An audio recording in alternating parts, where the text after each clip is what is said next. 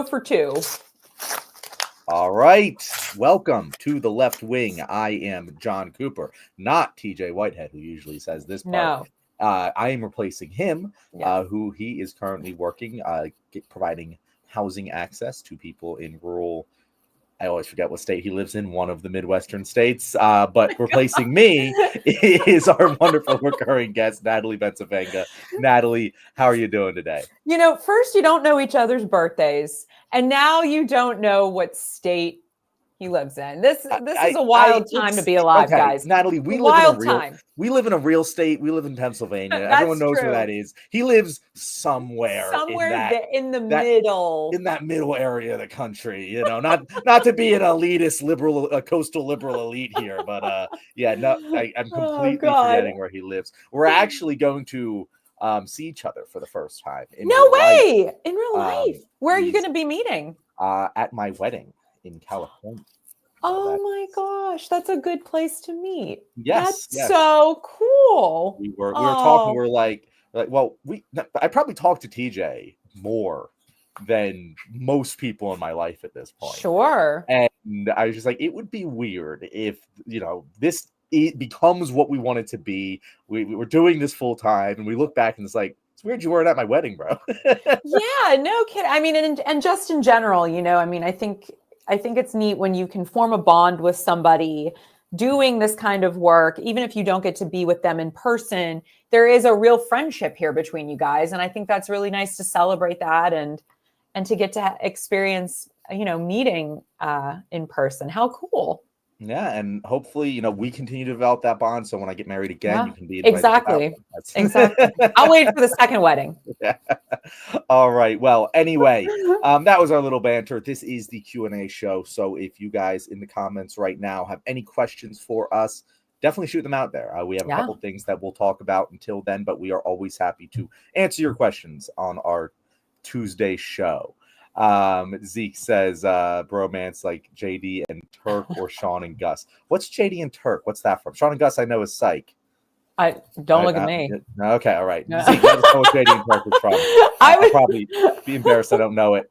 Yeah, same. But I'm always embarrassed because I don't know a lot of these pop culture references, so it's fine. It's fine. Scrubs. Okay. Yeah. Yes. I never watched Now Scrubs, I know. so. Yes, that's an oldie. An oldie, but a goodie. Okay. If TJ was here, I'd be making fun of him for being old because it was before my time. Anyway, so one thing I definitely want to talk about tonight is what we named this episode after, is who's becoming a recurring guest on this show, Natalie. Not a recurring guest, but a recurring person we talk about. And I said last week that Kristi Noem is probably my favorite of Trump's cabinet. For two reasons. Yeah. One, she's relatively harmless. Like what she's doing in general is bad because she's part of the Trump administration. But it does. I don't get the sense that she's out there implementing her agenda in the same way that Stephen Miller is. She is just a face for TV for this department, and so her actual contribution to the harm being done is relatively minimal. Again, not my favorite person, but comparing her to the Trump cabinet, we're not exactly. Isn't it funny though? Like favorite people here. Yeah, but isn't it funny like how this is all relative? Because in any other administration, if she existed, she would be the worst person you could ever imagine. I mean, this is a woman that took photos of herself, you know, dressed as military Barbie with her Rolex in front of a bunch of prisoners. She's talking about things that are way out of her league, and you're right. None of these ideas I don't think are coming directly from within her. She's more of like a mouthpiece, but God, I still think she's causing a lot of harm. And that's what, and to your point, it's all relative though. Yeah, exactly. That's how bad things are.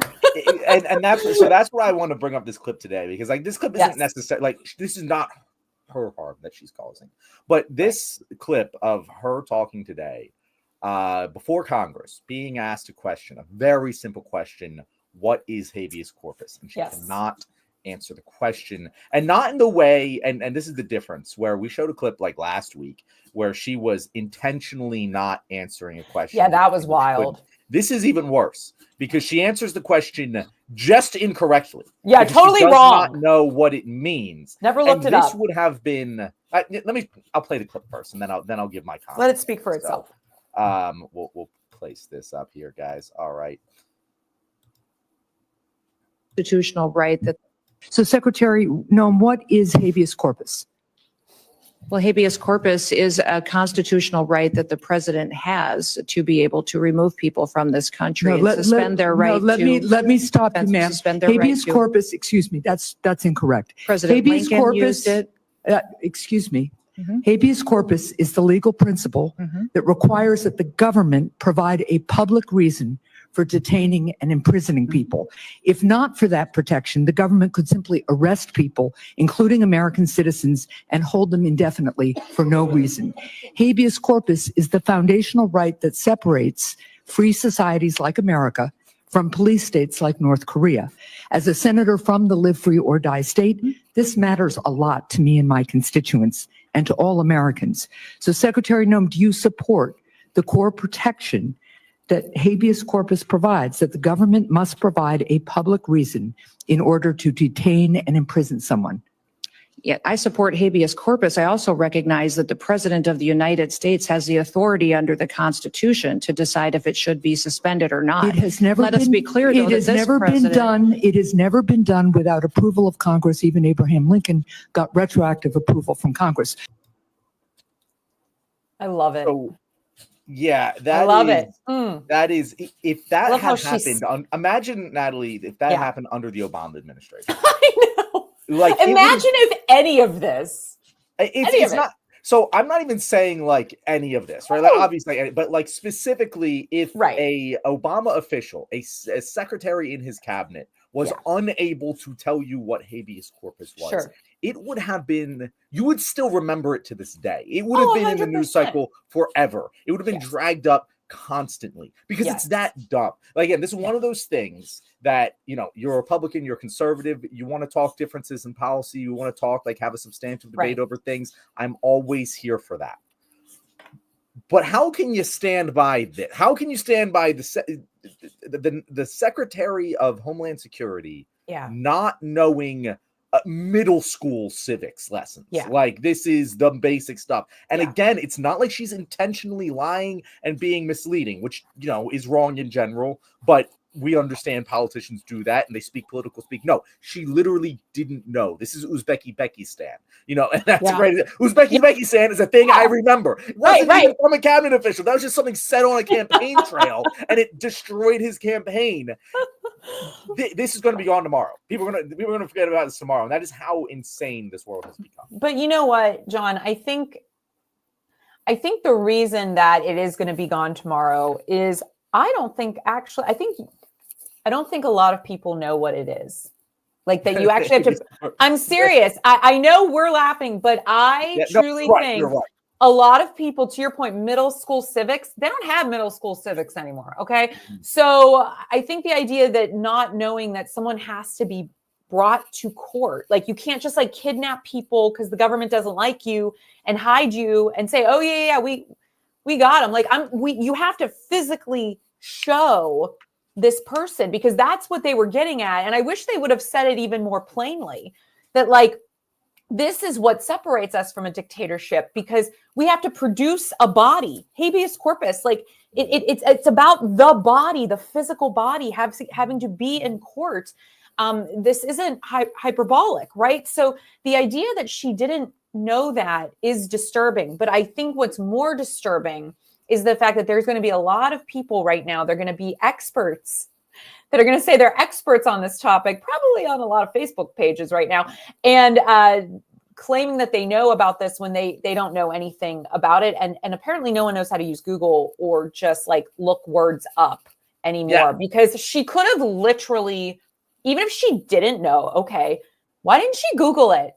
Like a minute beforehand. Like it's a very simple concept for someone to understand.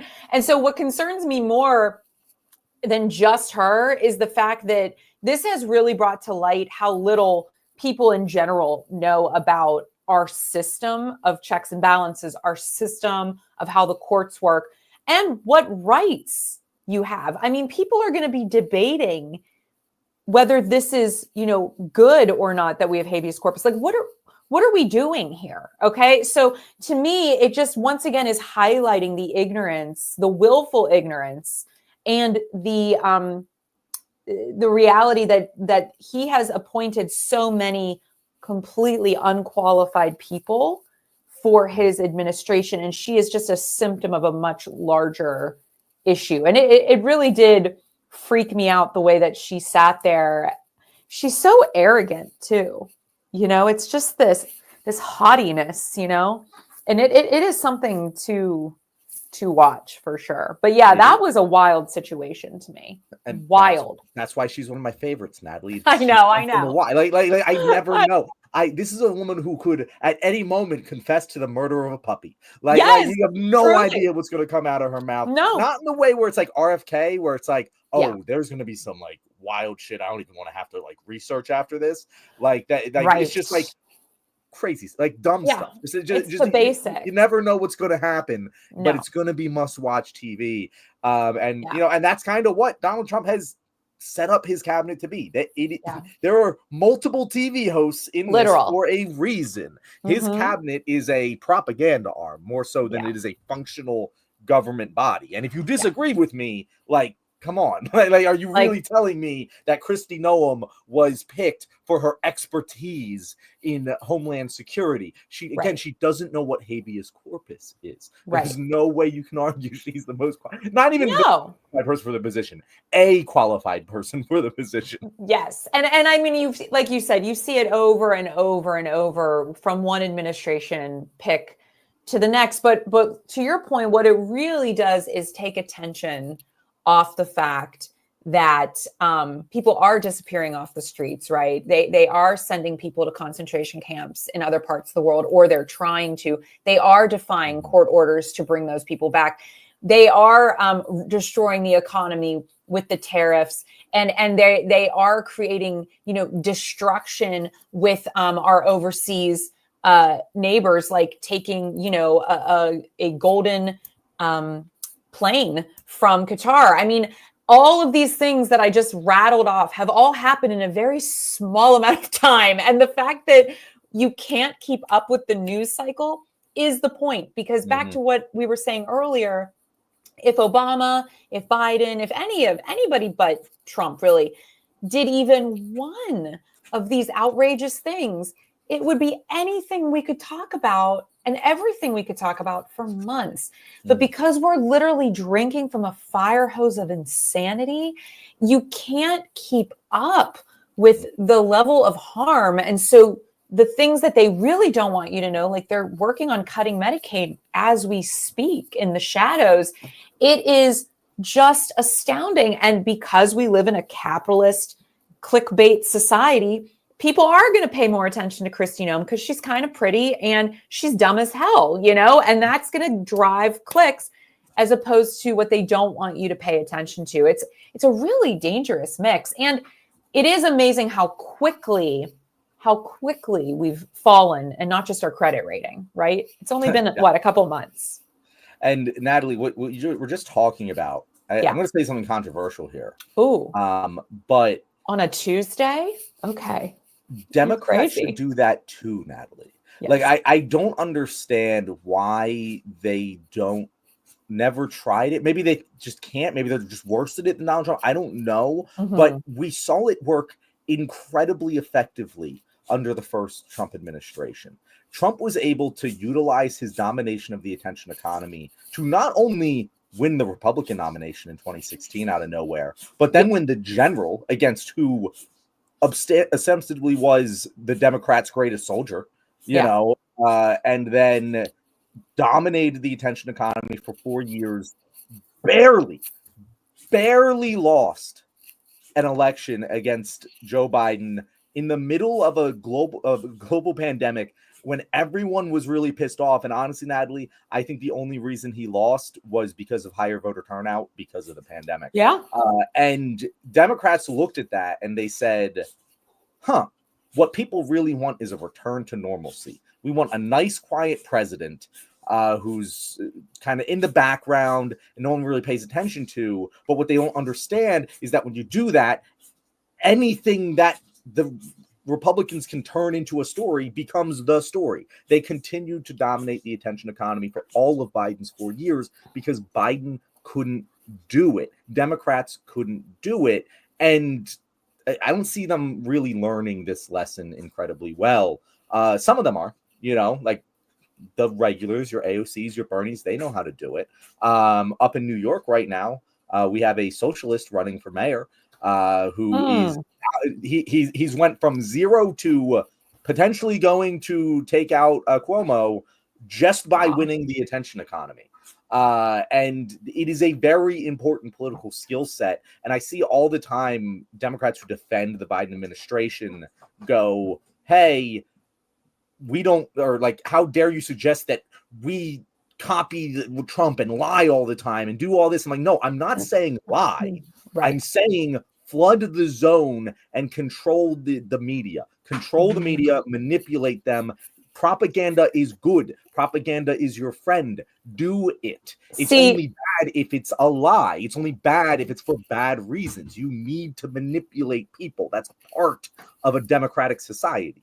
Well, I hear you, but I think you lost me at use the media, because the reality is this media doesn't work for the Dems. That's why I think you haven't seen more of a bigger, like, sort of communications splash, because I do think we get the blips of it. If you put the attention on AOC long enough, or Jasmine Crockett, or even Pete Buttigieg or Elizabeth Warren or Tim Walz, like, they do say things, and I think they could catch fire, but they're never going to be representative of mainstream media, because mainstream media is owned by the billionaire class, and those interests are being served because of the position that Donald Trump is in. I think we're ignoring the elephant, pun intended, in the room, which is the fact that the big conglomerates are owned by the same tax bracket that Donald Trump supposedly exists in. And so this is a self-serving cycle. And so what we need to be doing as progressives, as Democrats, is more of this, of what we're doing, which is building and contributing to independent media sources. That's why I've become a lot more active on Substack, putting out newsletters in my own little way to try to counteract the misinformation and the disinformation, which is the greatest virus that has ever spread across this country, right? And so I think, yes, I hear you, but if we think that the mainstream media is going to pick it up every time AOC goes on the attack, it ain't going to happen, because that's not the message they want you to hear. And I think we've got to get very serious about finding ways to fund left-wing progressive media sources, because my big frustration right now, and we were talking about this right before we came on the show, everybody wants you, everybody wants to work with you, everybody wants you to do things. Oh, but you want paid? Like, no, it's cool. I don't need to eat. Like, I'm good. So I think there needs to be this come to Jesus moment around the idea of, we are getting a bunch of junk food for free, but you do need to pay if you want to eat some broccoli and sweet potatoes. And those are actually good for you, right? So it's just this idea of, we've let this go on for so long, it has become problematic for the left to catch up. And yes, Colby, I agree. Midas, they're popping off. There are some spaces now that are starting to show up. But if you look collectively, I just went to a huge news desert conference in Harrisburg on this very topic. We are still being dominated overall by right-wing media through all mediums. And that's not going to change until more of us start working together and create our own institutions and conglomerates in the independent media space. Yeah. And here's the thing. So I'm going to yes, but you, Natalie, because yes, obviously, I agree with what you're saying about needing to invest in alternative media outside the mainstream media. And I'll even, raise you one as saying it's a lot easier than people make it out to be. And I don't mean that it's like simple, right? Right. But I'm seeing low-hanging fruit that just doesn't get attempted. Like, why hasn't there been any effort? It's been a long time since the election. Why has there been no effort to organize the existing names that be within the left-wing media landscape? Your Hassan, your Destiny's, your whoever's, your Brian Taylor Cohen, get them in network with each other more. Like, allow them to collaborate more on unified platforms that people come to, similar to a Daily Wire. Fund that shit and have that be like, look at what Jubilee's doing. Jubilee isn't like left or right or anything, but they're kind of understanding that if you just put these faces in these settings, it's going to get clicks and clicks and clicks and clicks and clicks. And there's no reason why Democratic funders and organizations and organizers can't be running those same sorts of shops. And Jubilee's profiting off of it. So again, it's not even like, hey, do it for free. This is what I always say. It's like, instead of giving all of that money, those billions of dollars to national Democratic campaigns, give them, like, start your own media outlet, like that. It'll be more fun for you. And it will also actually have more effect. And it might even become profitable for you.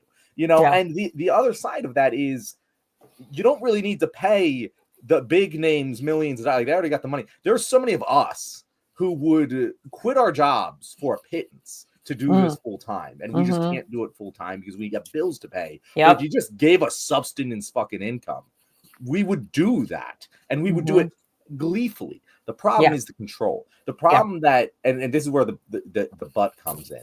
I disagree with you that they can't manipulate the mainstream media because of the alignment of the class alignment there.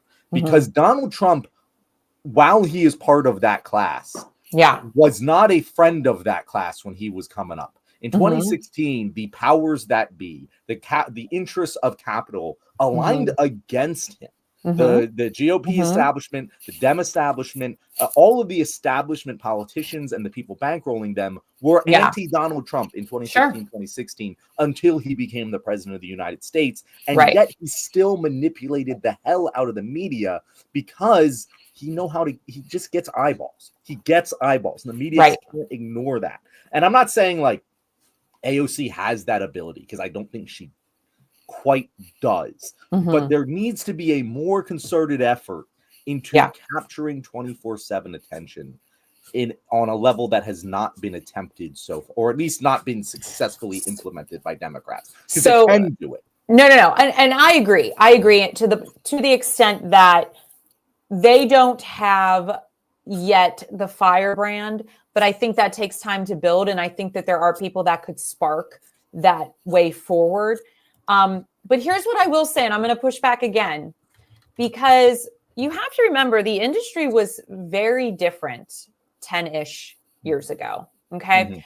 And clickbait was starting to become a real thing as he rose up, and people were struggling in newsrooms to stay afloat. The financials were not looking good. Things were taking like very much a downward turn in terms of newspaper dailies, all the classic forms of media. Then this guy comes out, every time he's on, everybody's numbers spiked, right? And so what did happen was we almost kind of manipulated ourselves because we had never seen something from a media perspective, right? Because I was working at the Pittsburgh Post-Gazette at the time.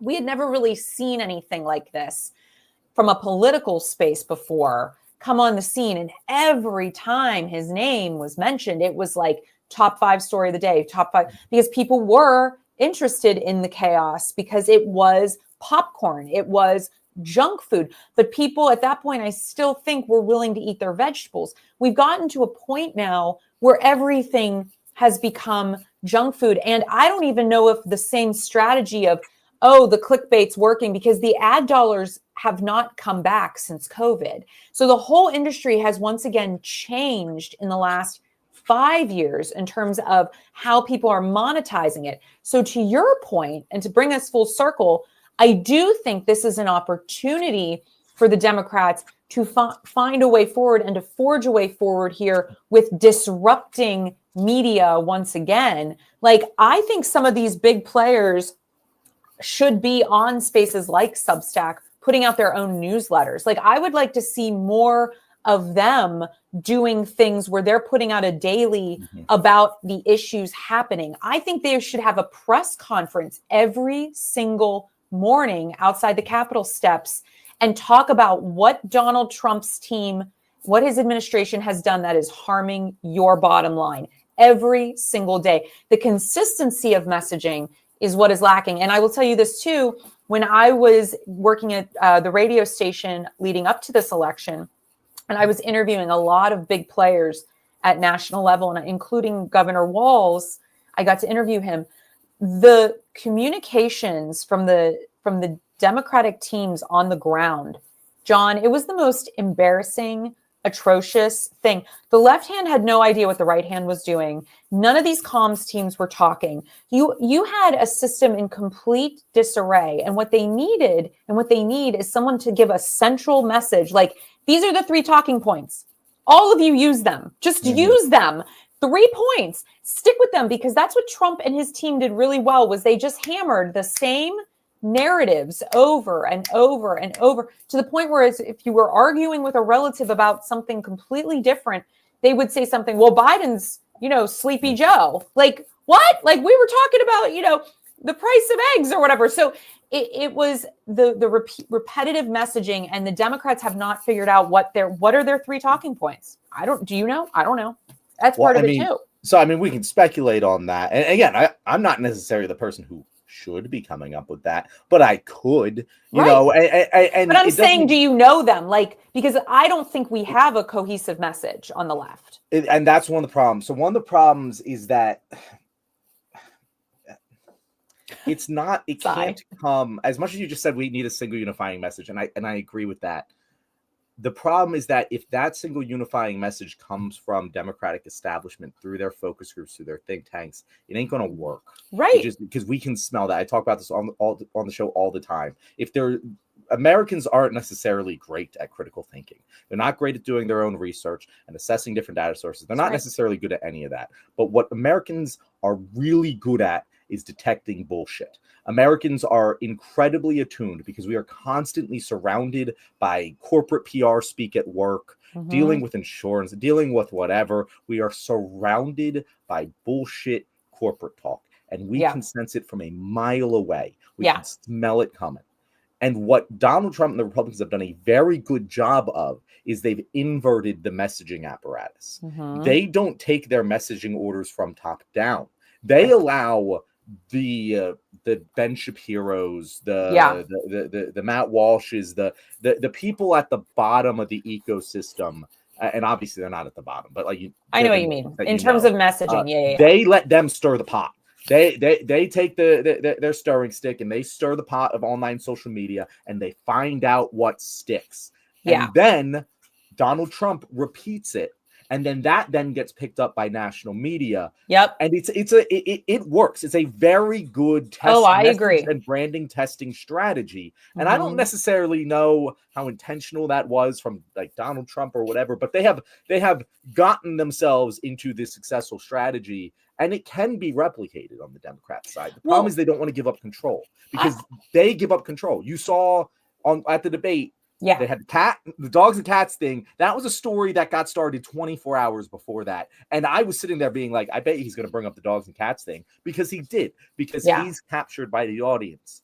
And Democrats do not want to allow the audience to capture them, because that might force them to enact different policies and messaging than their donors would want them to do.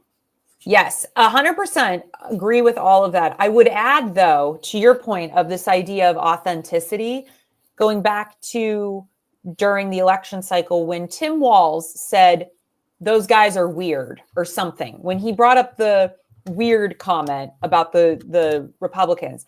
And that started to catch fire. And that was a thing that I think they could have run with, because it was building a branding message, and it was ruffling feathers, and it kind of threw people off guard. And then what did they do? They squashed him. Like, where was he during the election cycle in a way that he could have been when they had picked him? Because I do think he could have been a great foil to Donald Trump if they would have let him run, because to your point, there was an authenticity to him, a no BS energy around him. He was just calling it like he saw it, and people liked that. And once again, the DNC stopped that. So I don't know what the answer is other than things that I've said many times and you've said many times, and in general that we've heard many times on the left. We got to scrap the DNC and actually build a working people's party, because they have been so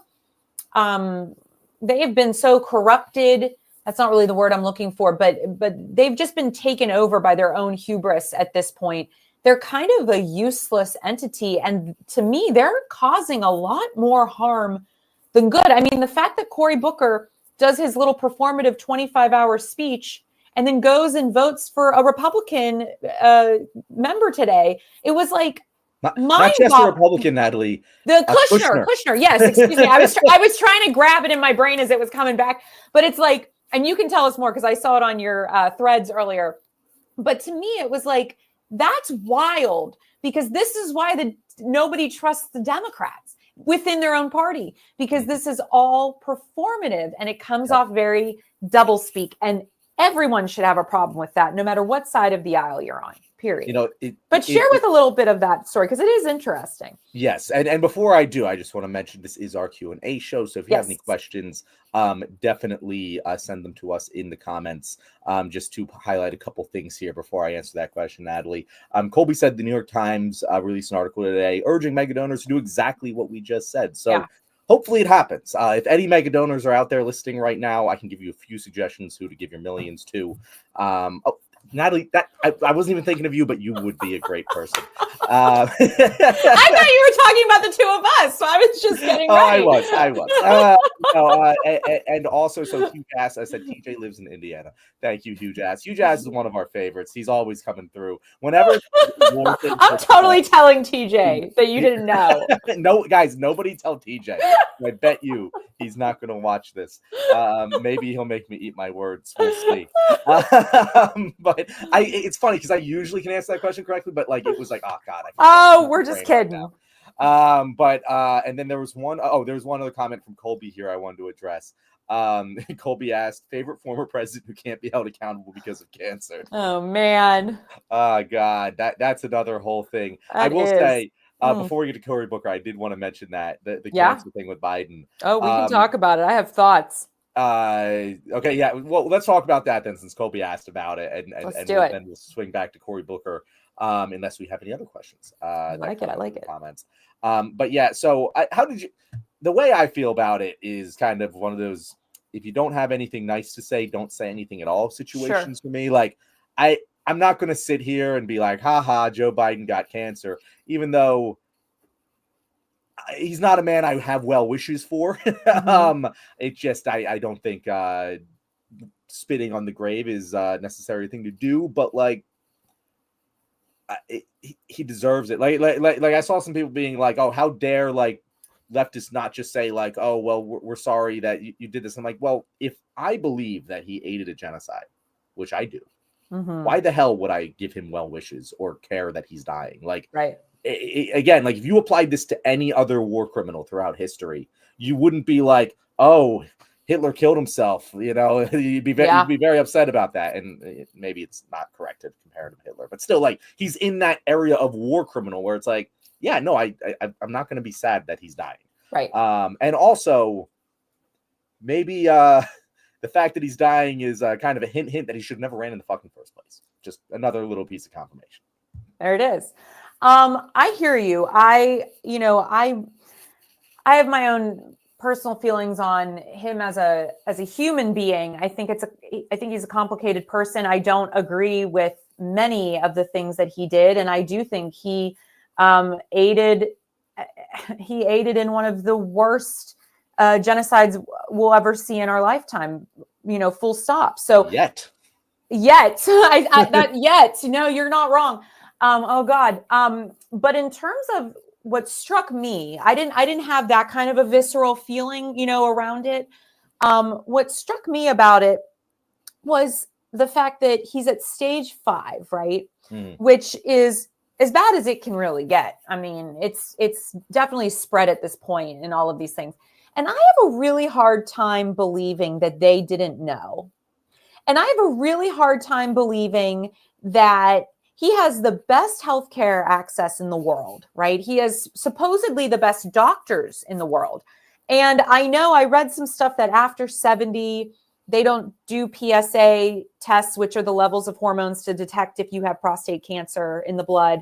But then I'm thinking to myself, yeah, but he's the president of the United States. They're doing all the blood work. They're doing all the tests. Are you telling me that they didn't really know that he had cancer? And if he did have cancer, and yeah, we can talk and we can debate about his mental state all we want.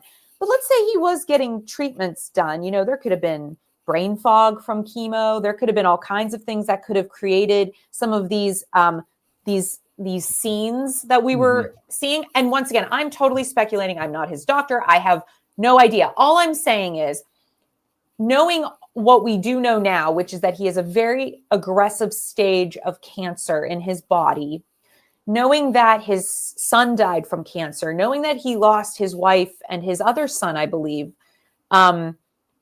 why on earth was he running again? Why on earth?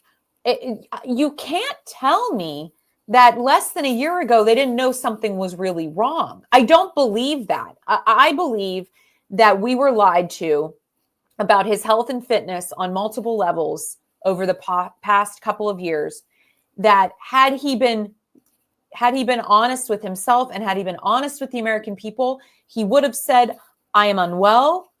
I am stepping down after this term. There will be an open primary. I'm going to endorse Kamala because she's my vice president, like whatever. But instead, he led us down this road, in my opinion, we can't come back from.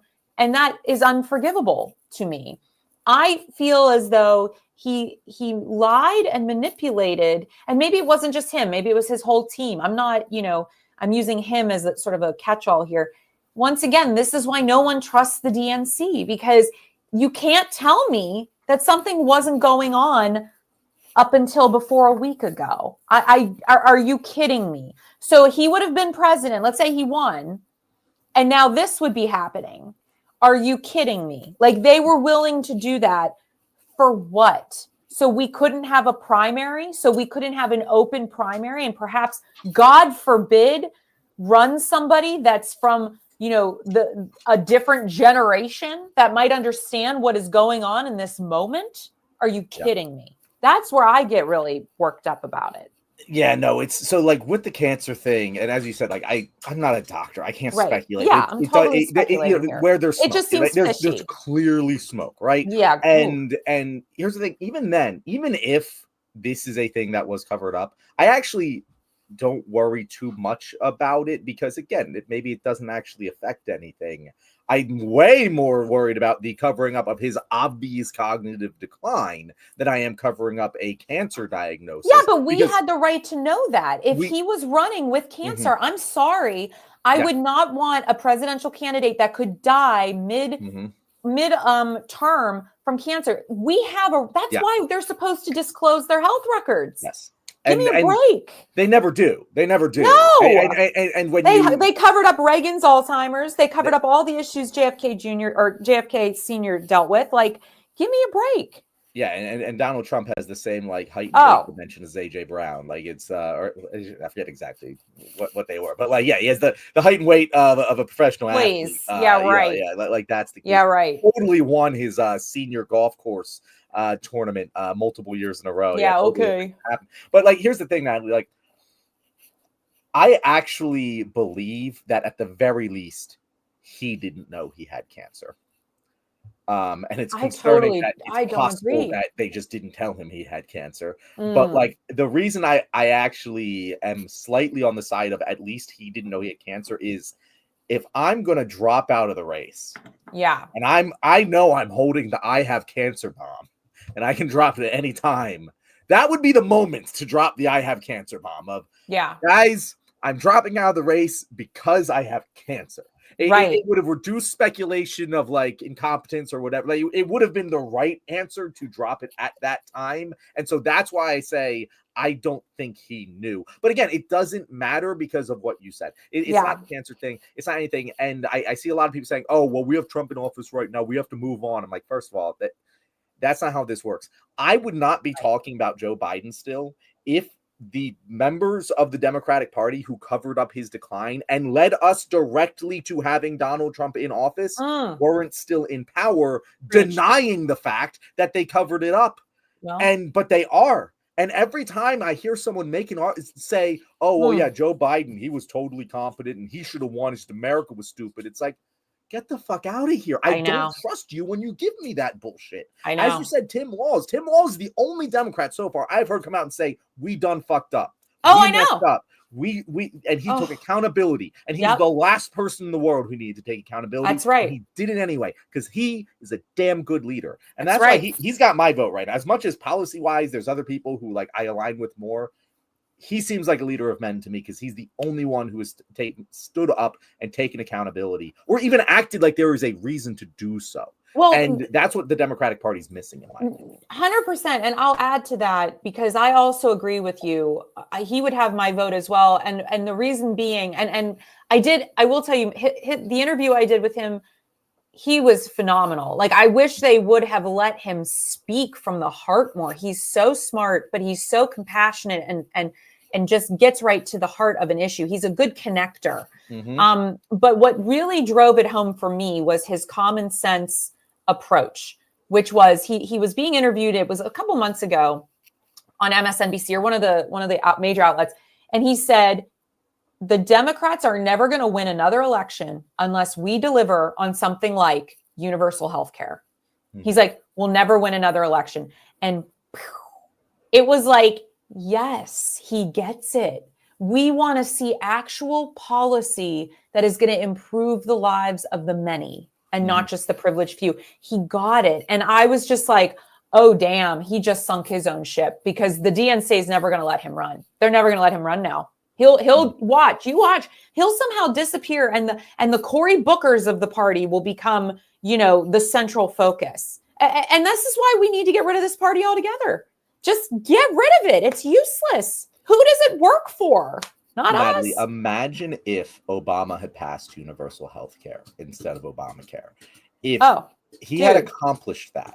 Oh, I think about it every day. And I'm not even saying, hey, we'd be better off because we have universal health care. Obviously, we'd be better off because we have universal health care. Of course. But what happened is Democrats were given full control. Control. And one of the big promises made was the fucking healthcare thing. And they didn't fix it. They took this half measure that did, improve upon the system we had before. No doubt.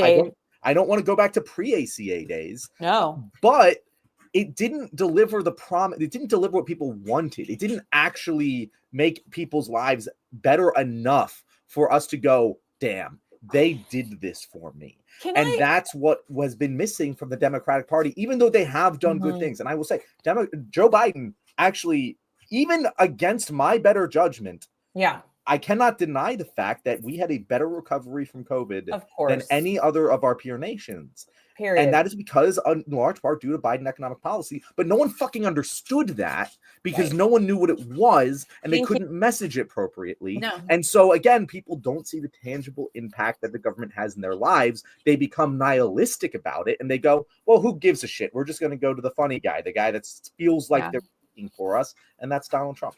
Can I say, I got to meet Obama when he was running in the primary. He came to Pittsburgh. This was when he was young and he wasn't Obama yet, right? Mm-hmm. And I was very young and I was working as a volunteer with the single payer healthcare party in Pittsburgh. Like there was a single payer healthcare for all PA group, which is basically like Medicare for all, right?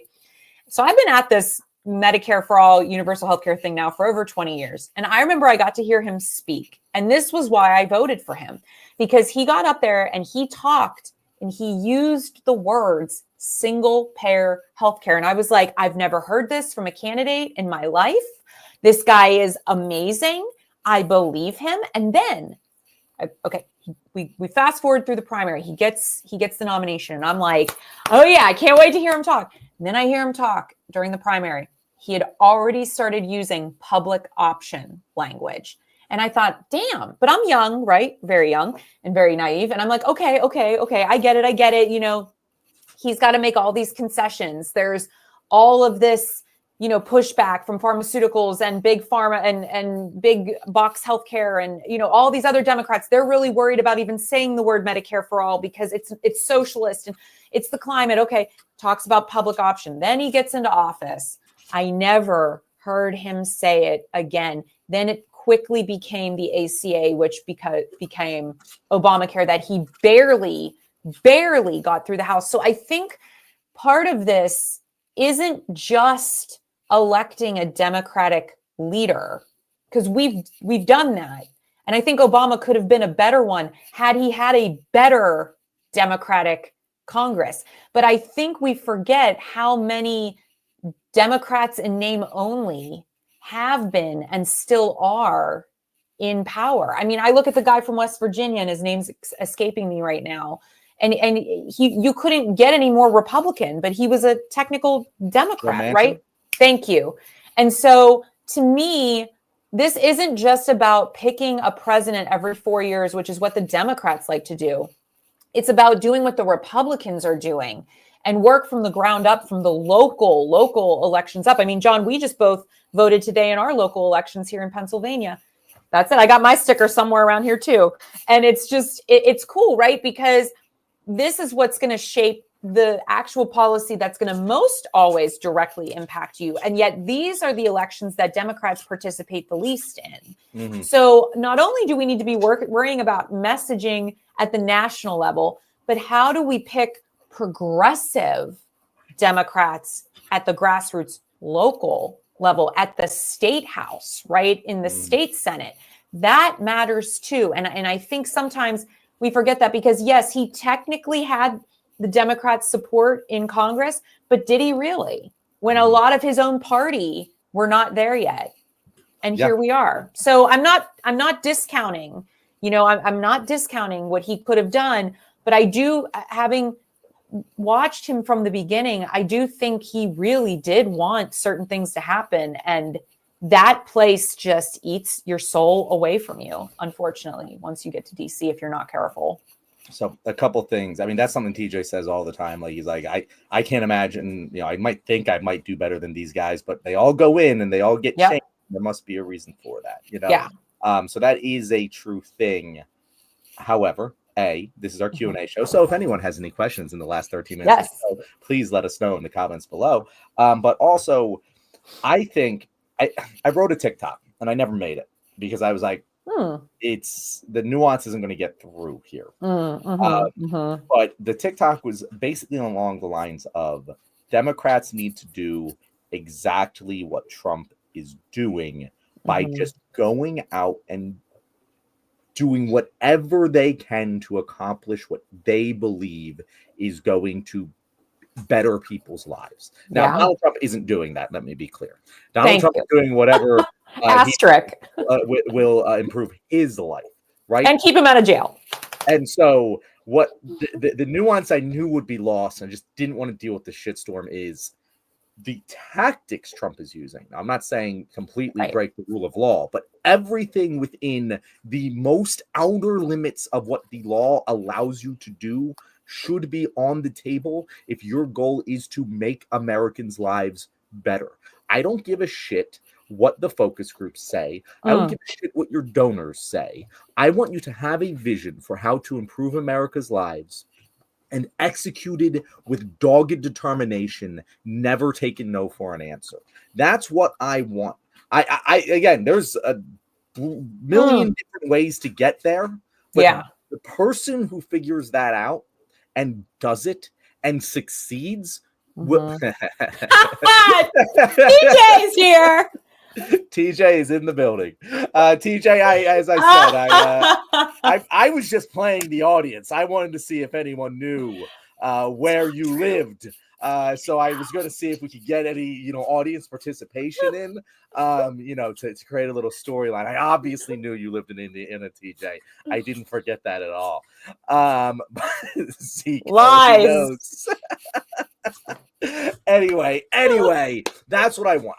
That is a winning strategy. That is what can take us to break the establishment as is, because it took one man. It took Donald Trump doing that to break the Republican establishment. Yeah. And you could argue that the DNC is a little stronger than the GOP in terms of internal control, but it's still breakable. Oh God, Donald Trump would have broken the DNC just as easily as he broke the GOP. We just need that on our side. We need someone to doggedly and aggressively chase down their agenda, no matter what it is. I want them to believe in it. And anything to the left of, or even if it's Joe Biden, even if it's a progressive, a moderate fucking agenda, I might not agree with it, but if they pursue it with dogged determination and make people understand how it made their lives better, that is a winning formula, no matter what the policy happens to be, within reason. Yeah.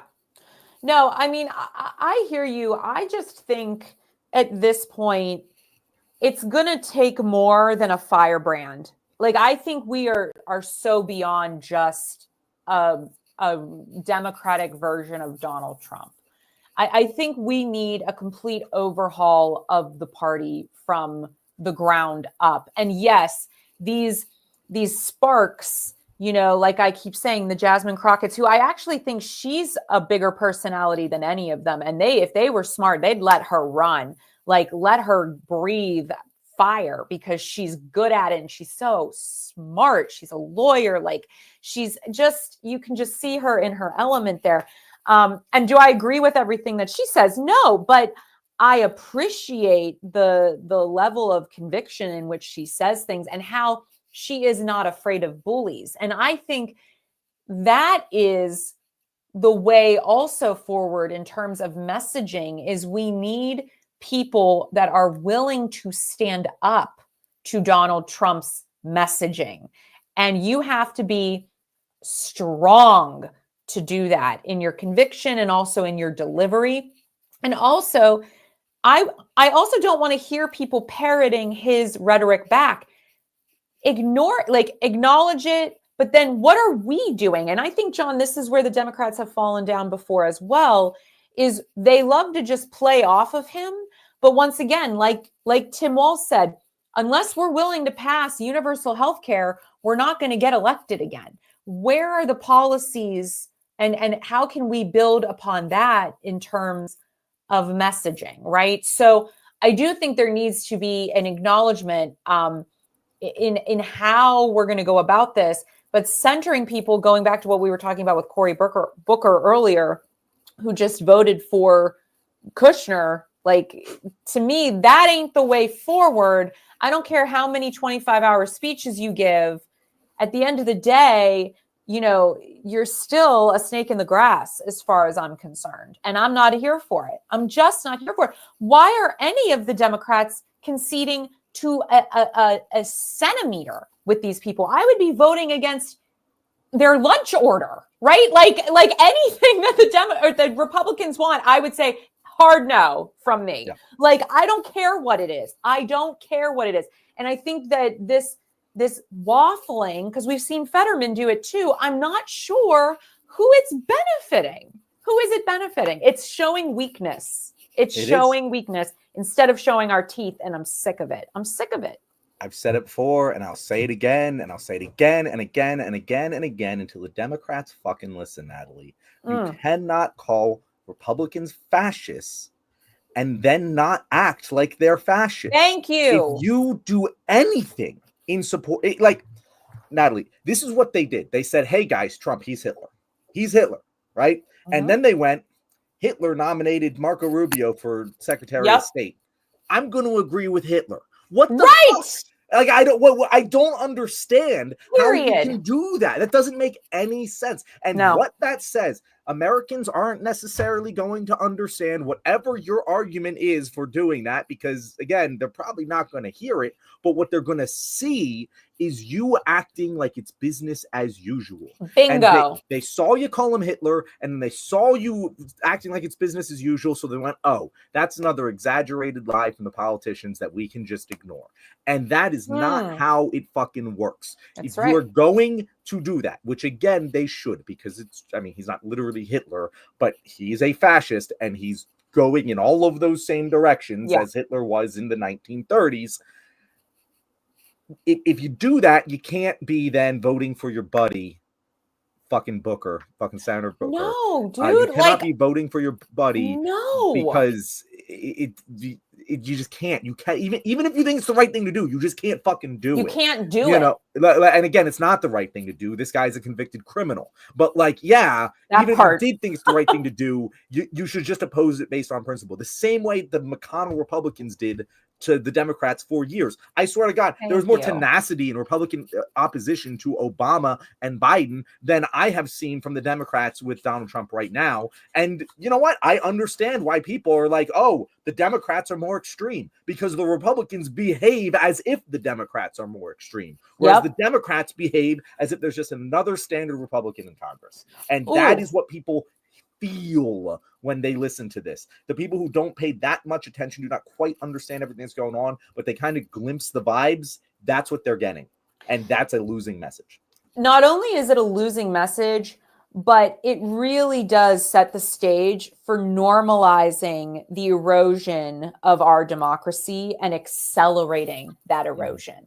And I think that's what pisses me off the most, more than the fact that you're rolling over for these losers, these morons, these fascists, because they are all three in my book. The fact that you aren't taking a hard line shows that you don't understand history, and you actually don't have any conviction in anything that you believe in, and that you actually don't really care about anybody but yourself. And to me, why are you in the business of public service? And this is, once again, why we need campaign finance reform, why we need to overturn Citizens United, why we need to get big money out of politics, and why we've got to have term limits. I don't want to look at Cory Booker's face for another 10 or 20 years because these incumbents just keep getting, re-upped for another term. I'm sick of it. And I think that's where some of this comes into play too, is they get too comfortable. They're in there for too long, and there's not enough people primarying them. Like we had mentioned this person, somebody had mentioned, was it David Hogg? David Hogg, yeah. Yes, he mentioned him earlier. Like the DNC did not listen to David Hogg. Whether or not you've been paying attention to what's going on with him and Malcolm Kenyatta here in Pennsylvania is one thing, but the reality is we've got to start primarying safe Democrats.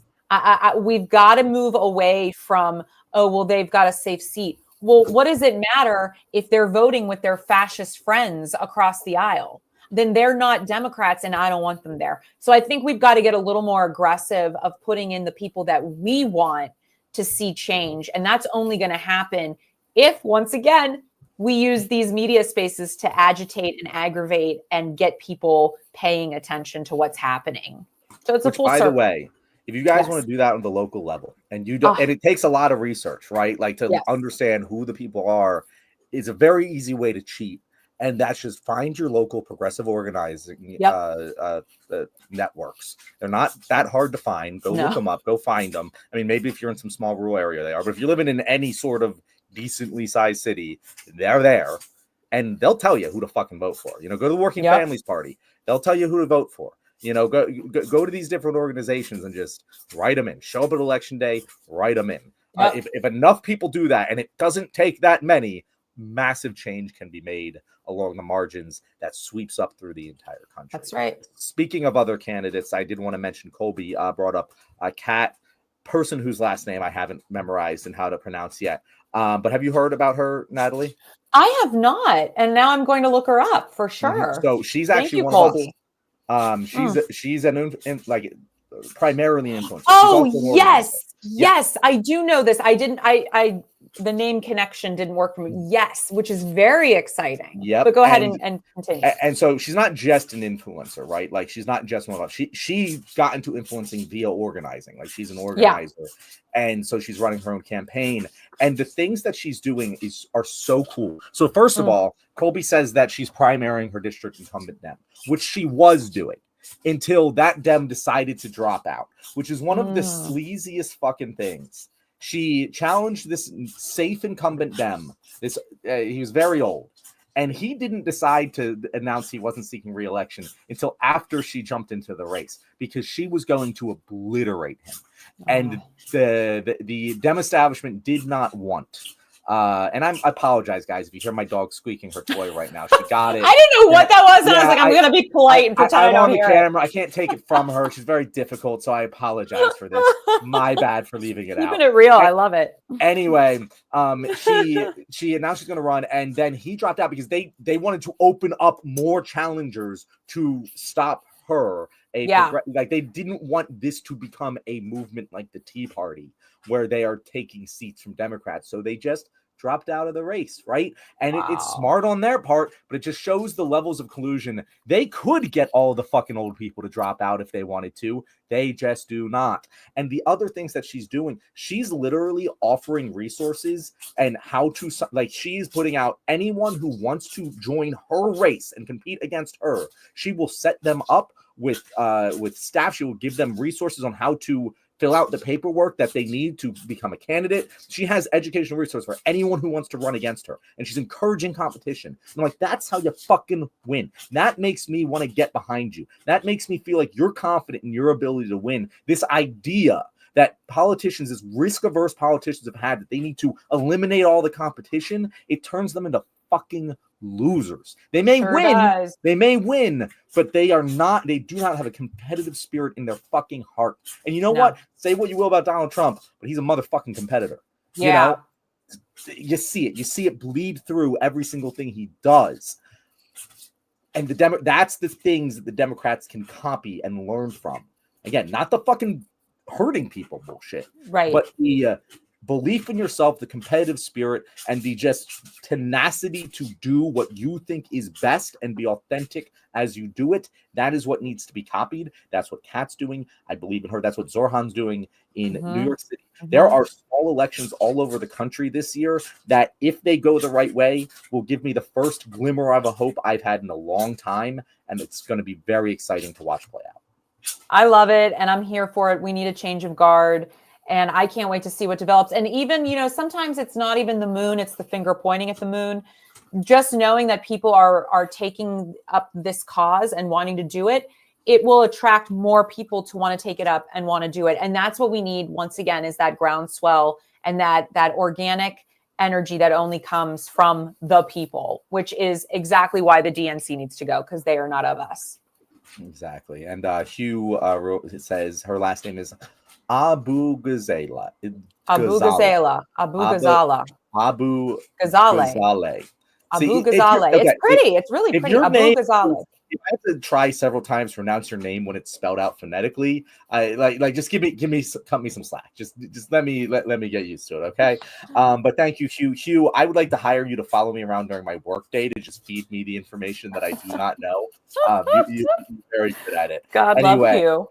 Thank you, guys. Zeke says, great show, Left Wing. Couldn't agree more. It's always a great show when Natalie is here to join us. Natalie, if people haven't learned by now where they can find you, where can they find you? Yes, I am trying to stir up some good trouble over on Instagram, TikTok. You can find me at Natalie Bencivenga. And then I'm also now on Substack, my Substack newsletter, Facts Over Fear. One just dropped tonight about what is going on with the FDA limiting access to the COVID-19 vaccines. I speak a lot about the importance of COVID mitigation. So you can check that out on my Facts Over Fear newsletter. And you can go to my website, nataliebencivenga.com, and, drop me a line. I'd love to chat. All right. Well, thank you very much. Especially love to chat with John. Of course. Natalie will be back here before we know it, I'm sure. On Thursday, we have another fan favorite recurring guest, that Nick Powers guy, coming on to join us for the second time since the election. It's been a little while since he's been on, so very excited to have him on. And once again, TJ will not be here on Thursday. It'll just be me and Nick because TJ serving the great rural community of the great state of Indiana. There it is. Indiana, there it is. There it where is. he lives, where we all know he lives. Yes, we all right. know that. Thank you very much, guys. See you Thursday, 6:30 EST. Bye, you guys.